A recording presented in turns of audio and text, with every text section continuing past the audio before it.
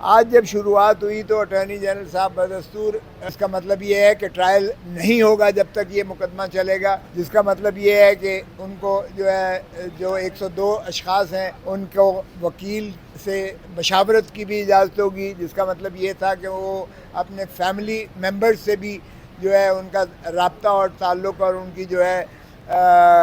Connection in کا بات چیت کروائی جائے گی، اور ان کو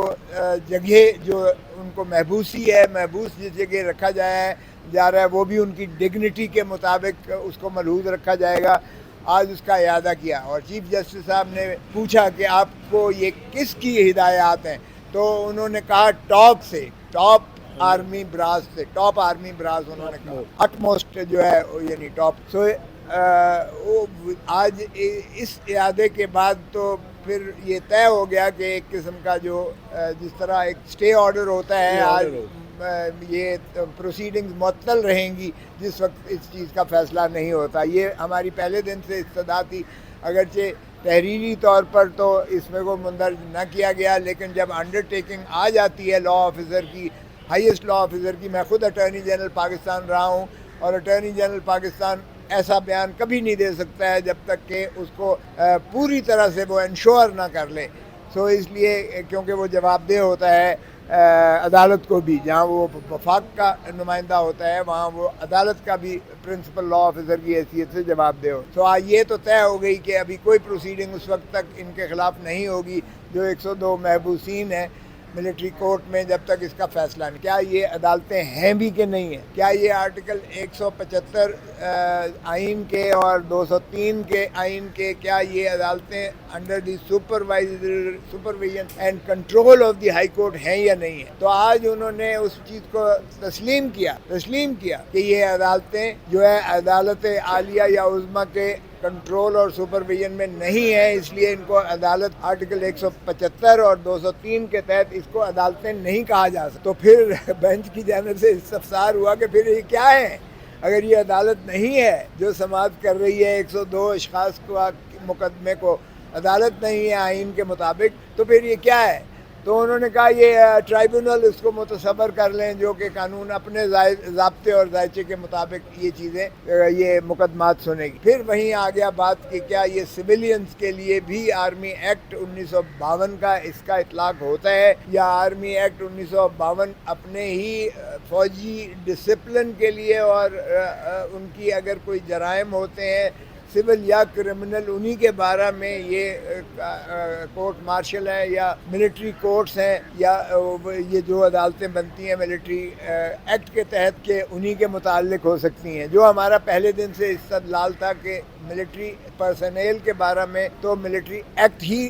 ان کے ڈسپلن کو بھی اور ان کے جو جرائم ہوتے ہیں ان کو بھی ان کا مواخذہ military courts under the military act ہی کرتی ہیں، لیکن سویلینز کو ٹرائی نہیں کیا جا سکتا ہے، چونکہ سلب کرتا ہے ڈیو پروسیس آف لا کی یہ نفی ہے۔ یہ عدالتیں نہ آزاد ہوتی ہیں، نہ ان کو وہ ٹریننگ ہوتی ہے جوڈیشری کی، عدلیہ کی، نہ ان کی کوئی سیکیورٹی آف ٹینیور ہے، اور نہ ہی یہ ڈسپلن یا سپرویژن میں ہے ہائی کورٹ کے، بلکہ یہ اپنی ہی افواج پاکستان کی ہی ڈسپلن میں ہوتے ہیں اور انہی کی سپروائزری جورسڈکشن۔ تو ہم جب کور کمانڈر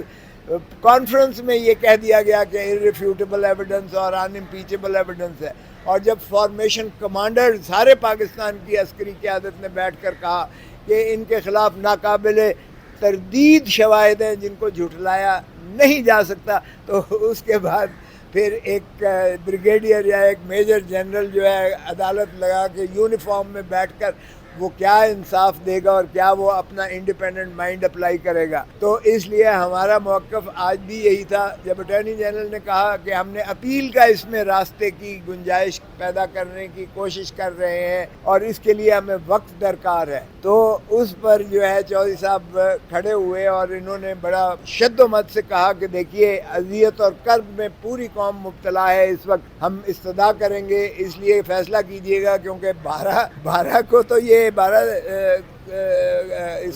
اگست کو تو اسمبلیاں جا رہی ہیں، شاید ہو سکتا ہے اس سے پہلے چلی جائیں، گورنمنٹ بھی جا رہی ہے، تو اٹارنی جنرل صاحب جانے ہوں گے بھی کہ نہیں اگلی حکومت کے اٹارنی جنرل، اور جب اسمبلی ہی نہیں ہے تو قانون سازی کیسے ہوگی؟ अपील कैसे उसमें आ जाएगी। اور اس لیے نہ تو آئین میں ترمیم ہو سکتی ہے کیونکہ اسمبلیاں نہیں ہوں گی، نہ قانون میں ترمیم ہو سکتی ہے، اسمبلیاں نہیں ہوں گی۔ ہو سکتا ہے کہ اٹارنی جنرل صاحب خود جو انڈرٹیکنگ دے رہے ہیں شاید یہ بھی ہوتے ہیں یا نہیں ہوتے ہیں، تو اس لیے جوئی صاحب نے استدعا کی کہ جناب اس کو یکسو کیجیے گا۔ میں نے بھی عرض کیا کہ جی اپیل سے کوئی بات نہیں بنتی ہے صرف، کیونکہ فوجداری میں قانون فوجداری کا انصاف فوجداری کے انصاف میں شروعات ہوتی ہے رپورٹ ابتدائی سے، اور اس کے بعد تفتیشی عمل ہوتا ہے۔ ہمیں یہ نہیں پتہ ہے کہ اٹھا کے لے گئے ہیں، تفتیش کون کر رہا ہے، کیا ہو رہی ہے تفتیش، کس قسم کی جو ہے شواہد، کیونکہ کسی کو ملنے کی اجازت نہیں ہوتی ہے، کچھ نہیں ہوتا ہے۔ اور جس طرح سے آپ کو پتہ ہی ہے سیکریٹولی ہر چیز جو ہے رکھی جاتی ہے، اس لیے وہ ڈیو پروسیس آف لا شفافیت وہاں نہیں ہے۔ سغرا بی بی کے کیس میں سپریم کورٹ کی لارجر بینچ نے کہا کہ صرف عدالتوں کا کام انصاف کرنا نہیں ہے، اچھا سچائی کی حد تک پہنچنا صرف عدالتوں کا کام نہیں ہے، حقیقت تک پہنچنا صرف عدالت کا کام نہیں ہے، بلکہ تفتیش سے شروع ہوتی ہے، اور تفتیش میں مدعی بھی اندر ہو سکتا ہے۔ اگر مدعی نے جھوٹی ایف آئی آر درج کروائی ہے تو اس کو بھی اندر کیا جا سکتا ہے۔ اس لیے تفتیش میں بڑا لازم ہے کہ اس میں انصاف اور تہ تک پہنچنا چاہیے۔ سو ایک تو عمل یہ تھا کہ تفتیش جو ہے اگر خود انہوں نے کرنی ہے آرمی ایکٹ کے تحت تو پھر وہ قابل قبول نہیں ہے، آئین سے ماورا ہے۔ پھر اگر جو ہے عدالت جب ٹرائل ہونا ہے تو ٹرائل میں بھی نہ تو عدالت جو ہے جج صاحب جو ہے وہ سنوائی والی عدالت جو ہوگی نہ وہ ٹرینڈ ہے، نہ ان کو تحفظ ہے، نہ ان کی سیکیورٹی آف سروس ہے، نہ وہ ڈسپلن میں ہے ہائی کورٹ یا سپریم کورٹ کے اور انہی کی سپرویژن میں۔ تو ہم نے کہا کہ جی اپیل سے بات نہیں بنتی ہے، کیونکہ اگر بنیاد ہی کسی چیز کی جو ہے غلط ہے تو اس پر جتنی بھی عمارت استوار کی جائے گی وہ بالکل منہدم ہو جائے گی، وہ سٹینڈ نہیں کر سکتی ہے۔ یہ خود سپریم کورٹ کے فیصلے ذات ہیں۔